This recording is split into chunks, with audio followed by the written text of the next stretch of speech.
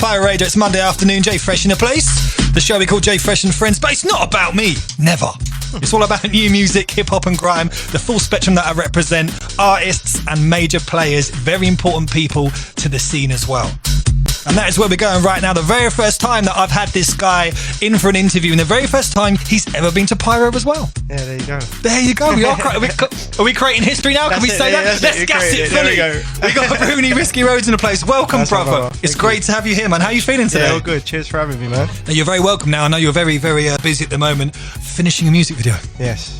Yeah. There's lots of stress around that. Yes, definitely. Yeah, especially when it's outsourced graphics and stuff like that. When it's out of your hands, you know what I mean? But it's getting there. So, some people, they feel they have to go and, they have to go and grab the graphics guy. Yeah. Put him in their car and take him home to make sure he gets the job done. Have you ever had to do that?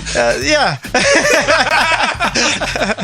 But it's getting there. It's looking good. It's going to be a sick video. So. No, wicked, man. Now, I need to say this. You are a visionary when it comes to grime music. Thank you, appreciate it. And the grime music scene, man. Cheers, thank you. A true legend of the game to some of our younger listeners right now. You might look online and see Instagram and see behind the scenes videos of people doing music videos. You might jump onto JRM or Link Up or any other platform and check out freestyles and other bits and pieces. But a long time ago, before these platforms existed, there was a handful of people doing that great work. Yes. We had A+ on the show recently. Yeah. And now it's your turn, brother. Yeah, thank you very much, I appreciate it. You were a key part of that movement, man. No, it's just being a fan. Like, I started out as a DJ, and I used to go to Riven Division and buy my tunes. Then I ended up getting a job there, and artists used to come in, and you see their faces. Obviously, like you said, A+ was doing his thing, Jammer was doing his thing as well, filming wise. And then, the artists used to come in, and I remember saying to Sparky, like, oh, is that so-and-so? Or is that so-and-so? Putting the face to the name that you'd hear, And I thought, if I want to know what that is, a lot of people are going to want to know what that is. So I said to Sparky, let's get a DVD, and I asked me then to lend me the money for a camera, and then here we are. It went from there. We're going to speak about that very special lady in just a few minutes' time as well. But there's no, just like A+, you're very, very humble with it, man. But like you really did open the door and pave the way for a lot of people who've gone on to have very successful careers in terms of documenting the music and the culture and stuff. When I say like legend, pioneer, appreciate it, groundbreaker, do those words sit comfortably with you, or are you a bit like, thanks, but I just did my thing?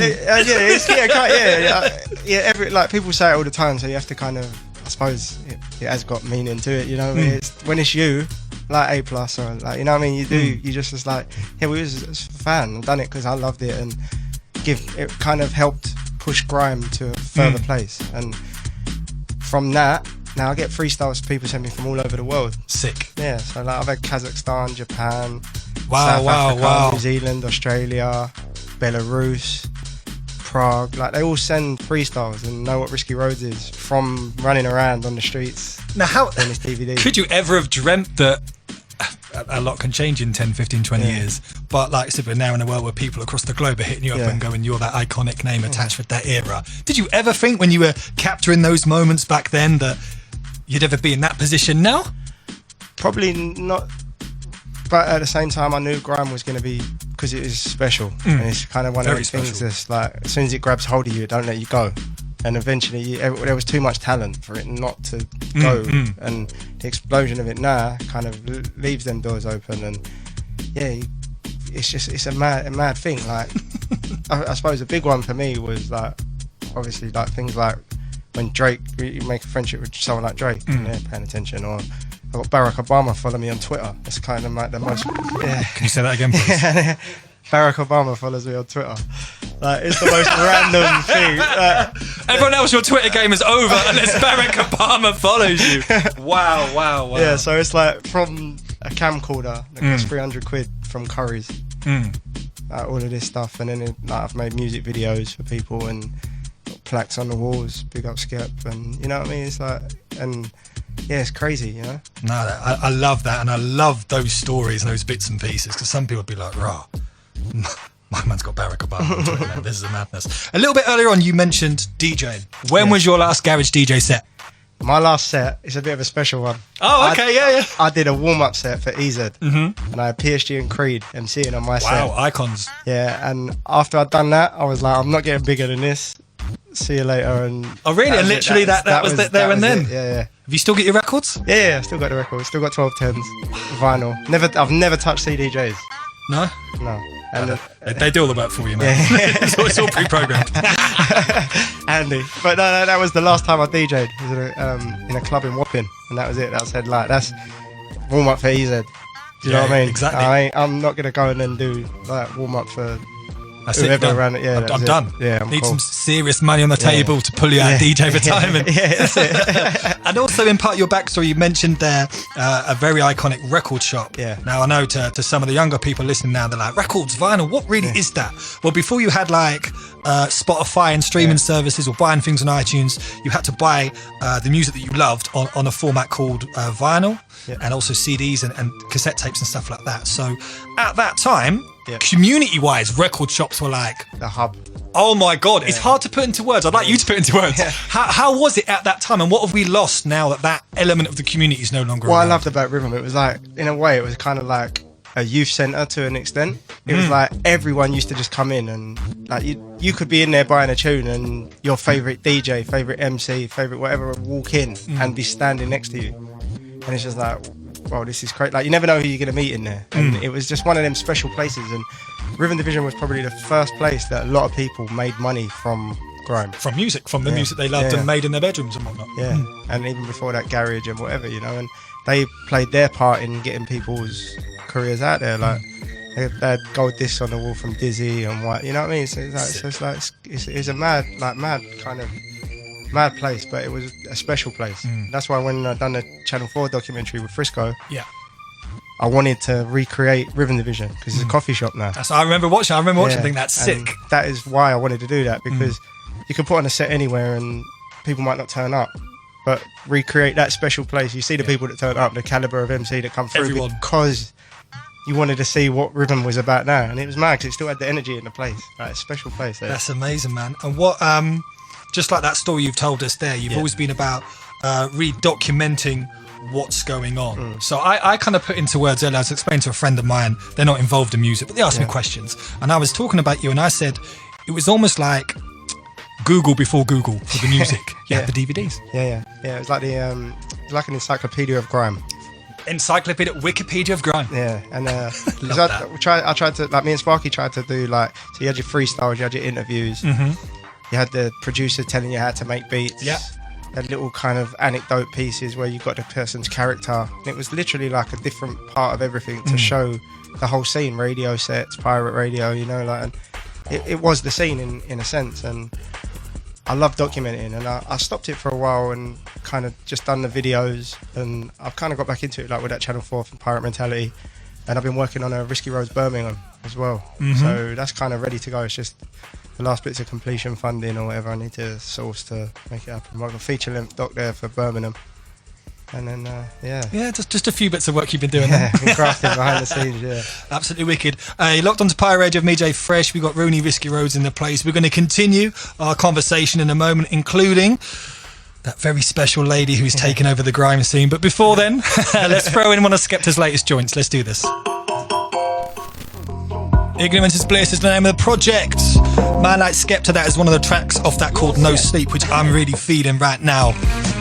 If you just joined the party, welcome. Jay Fresh and Friends Pyro this Monday afternoon. We're catching up with my man ROONY, Risky Roads in the place. It's good to have you here, but first time we've had you in the studio, man, and as I just expected, full of energy and stories. Which I really love, man. Quality. I really, really love that. It's not just about music, it's about people behind it and like self-documenting the culture and all that good stuff. Now, there's very few people in the music game in this country that can throw a packet of biscuits at gigs and get away with it. Can you think of anyone who can get away with that kind of behaviour? Me nan.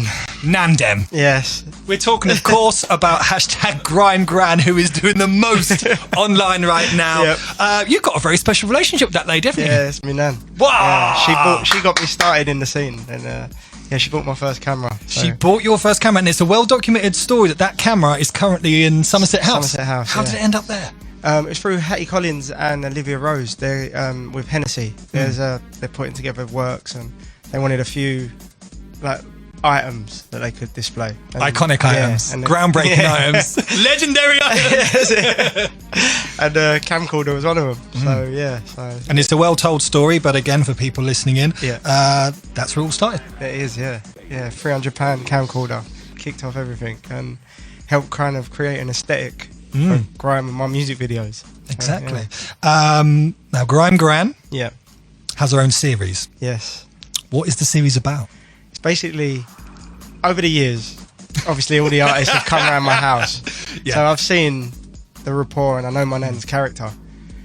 And it was a way that it was a thing that I thought, if I can get my nan to interview the artist, one, it makes the fans feel closer to the artist because you're going to see the real person. Very personable, yeah. And it's like, it's not really media and there's a good banter and it's a laugh. And it's like a light-hearted way and it also bridges generations. Very true. So this thing, like, and my nan's been there and same as my mum, but they've like give us all enthusiasm and like encouragement all over the years to carry on doing what we're doing. Pushing, And so now it's a nice way to like show that story, and because she's a big part of the scene and she don't even realise how big a part that she actually is, and the thing that she's actually played helped lay foundations for where we are now. And and like I said, she's got relationships with like the biggest artists, and it's crazy, and she can get away with things. Get away with things you can't get away with. Yeah, exactly. And not many people can, you know. And she's definitely got her own character, and she's got good energy, and she knows her stuff. She does know her stuff. I've caught a couple of the episodes which are wicked. I've clicked through a lot of them. I watched the gigs one in full again on the way to the radio studio. Did it take much persuasion to get her involved? Is this like a last minute idea, or is this a concept you had from a time ago? A long time ago. Really? Yeah, it was like about 2011 I wanted to do this. Now, you can actually swear on this radio station, so what was the first response your nan said when you went, Nan, I want you to come and interview loads of grime artists in the front room?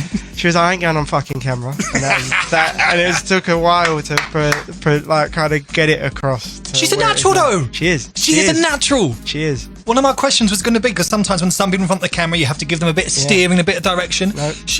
She doesn't get fazed by it at all, and she looks sometimes a lot more comfortable than the artist, because they don't know what she's going to say. They know her over the years, and she comes out with some classic ones. Like like I think when like closer to the time when I got it to convince her to do it, Skepta had come around and we was editing a video that I'd shot for him, and she like, this is where the whole, I don't know if you see the episode with Gets, and she's doing the tea tasting. She says that's the shit that Skepta drinks. Well, that come from, he come around my house and she said, oh, Joe, do you want a cup of tea, boy? I said, yeah, Nan, you got any fruit tea? She said, fruit tea, I remember when you had fuck all. And then that is like, you know what, this here, everyone needs to see this kind of, because it was just great, and Skep's laughing, and it's just good fun and good. It's like a different thing. It's a real side of someone's. Sorry to cut you. It's a real side of someone's personality and a relationship that a lot of people wouldn't see. They just see the artist on stage or performing or making records, and that would be it. Yeah, and they don't. And that whole personable side, like my nan's got that relationship, and like, which is sick. It's like 15 years deep. Everyone coming around to my house, you know. So it's like there was times when there was like 12 pairs of trainers out in the hallway, and we're all upstairs mixing, and her and my mum's downstairs with a broom, like shut up, banging the ceiling, saying turn it down. Yeah, turn it down. And, it's kind of, it was that the go-to place, and well, you can see it in the episodes that like how close they are with her, you know. Oh no, I love it. The energy and respect, like you said, is amazing. Has there ever been any moments you've been filming you're like, I just can't put that in, or like that's just too much? No, you know what? The more it gets like that, the artists like it, because we always send a cut, and then like, no, you know, it's sick, and then they laugh. Oh, keep it in the juicy bits. Because it's just real and it's proper, and it's a good way to showcase the scene and me nan and the artist, you know. Yeah, it's amazing, and it shows how close, kind of, because it's like grime. I describe it as one dysfunctional family, big dysfunctional family, and like they're all the artists that come around, they are family, you know, and we're 15 years deep in it, so like it's nice to bring them back around the house. Some ain't been around for a while, some are around regular. I guess you get to reconnect with some people that maybe your paths haven't crossed because of music. Or we'll speak on the phone but you don't see all the time, and it's like like come round again, and like my nan might not have seen them for a while, but they're about and they know what's going on. It's a good thing to watch, and it's enjoyable making it as well. And I got to big up Lemonade Money and Four to the Floor, because they kind of saw the vision. They saw the vision and got with it. Yeah. So when people want to watch the latest episodes, how can they do that? If you go onto YouTube and search Grime Gran, and or it's on the Four to the Floor YouTube channel, and also she's got Instagram and Twitter. As I was well, about to say she's got her own Instagram. Man, bigger numbers she's catching than up me. to me with the followers. She's getting there rapidly. She's doing well. So, are there any artists or kind of episodes that kind of you're really looking forward to getting hold of? Are there certain people you want to grab, but they're just a bit tricky schedule wise, or is it just all the ones I want to to get are coming, and they will be there. Like with the next one, like this week, at some point this week, it will be out. Is Devlin. I was about to say give us some more information, but Devlin, wicked. And I'm starting to like in amongst it, easing in new little bits. So in the Devlin episode, she goes for a pie and mash with Hacks, man like Hacks. And we've got Harry Panero in a segment, and so she's building relationships with people that she hasn't met yet, as well as the artists that she's known for years, and it's just helping her come out of her shell, and she's really enjoying it. No, I mean she definitely looks like she is, which is wicked, man. I mean I saw that it's even touched the national news. Yes. And there's nothing funnier than watching a newsreader. You know when they have to cover certain stories and they're reading off the teleprompter and you can see them just being like, oh, I don't understand any of this. And then it came to like when they used Nandem in a different context than what it should be, or something like that. It is amazing, mate. I'm just waiting for the Grime Gran merchandise. Yes, there will be some soon. Yeah, it's got to be done, mate. It's got to be done. Listen, thank you so much for joining us for having me on the show today. Nah, listen, bro, it's been absolutely jokes, absolutely vibes. I love getting a deeper insight into everything you've covered, and you've mentioned some of the Grime Gran episodes that are on the way. Yeah. Any other projects or music videos you can let us know about that you're working on? You've got the Risky Roadz Birmingham, which, like I said, I'm trying to find a platform to take that. And that's a sick idea. So that's there. It's a feature-length doc, which is, it's looking really good. And then when's that looking to drop? Just literally when I find that place for it. So it's just the special effects are being done at the moment. Graphics are bane of my life at the moment. But it's all getting there, and I'm working on a Mira May video at the moment, which is looking sick. So I'm looking forward to dropping that, and just see what happens next and where it all takes me. Well, listen, the journey so far has been amazing to watch it as a fan, and a fan of someone who documents it in such an interesting and unique way as well. So thank you for joining us today, brother. Thanks for having me. I've enjoyed it. That has been vibes. If you just joined us, it's Pyro Radio. It's me, Jay Fresh, in the place. Just wrapped up an interview with ROONY, Risky Roadz, and we're going to carry on with some more fresh music.